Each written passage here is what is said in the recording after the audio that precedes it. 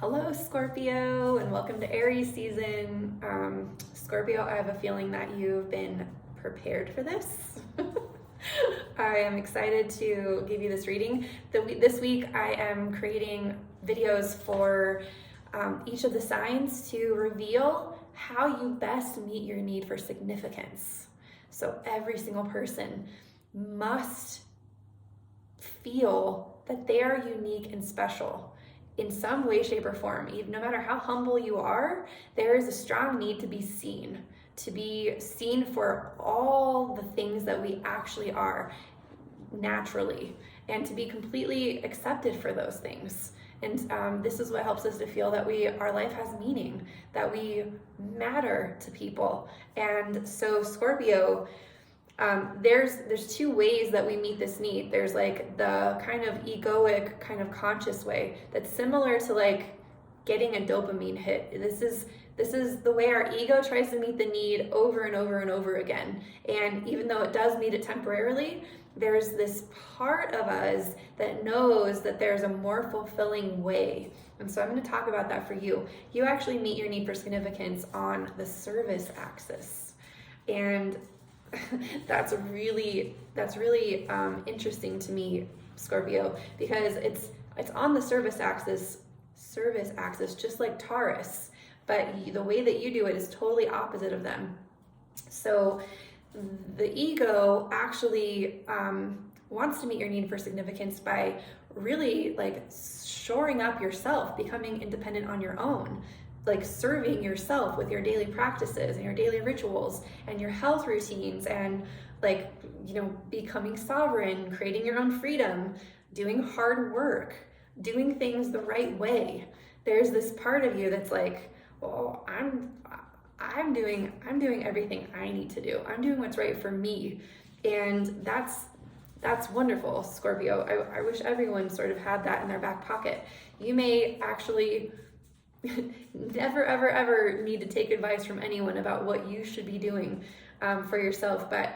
But now this is the other side of the equation.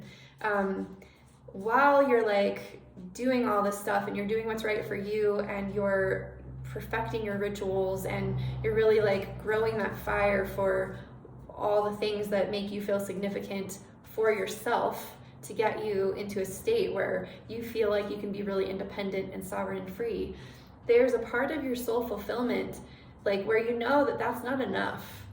There's a part of your soul that knows that to truly feel significant, there's this global service that you're longing for. You want to know what's going to serve everyone. Like, for some reason, it's not okay that it just serves you. You also want to make sure that this is a win-win-win for all parties involved. And so there's an acceptance. For you need to know that, like, when you prioritize your own needs, that somehow this is also spiritually aligned. Like, so in order for you to actually fulfill this need, you would actually need to connect to something higher, like see a bigger picture, connect to the larger service that you're providing, or the purpose of why it's so important for you to be sovereign. Because you might be afraid that you come off as selfish. You might be afraid that, like, by you prioritizing all of your own needs and your own sovereignty, that somehow people will not win because of that. And so for you, Scorpio, you really need to rise above and see the bigger picture, not just like what's here on this level. Like, it might not look on this level like it's good, like your rituals and your process and what you're doing for yourself is good for everybody. But you can't measure this need for significance on that level on a global scale. You actually need to go all the way up and see how, when you are fully aligned and congruent with your rituals, that it's actually serving everyone in your whole life when you stand in your own truth. So yours, Scorpio, this one's a little bit like, your fulfillment definitely comes from knowing that somehow all is right in the world, based on the choices that you make. Like, all is right with the collective, that everything you're doing is impacting your entire world. It's a global service for you to be doing the things that are right for you. So it might be, I don't know how it is for you, Scorpio. Please leave some feedback. I would love to hear how this makes sense for you.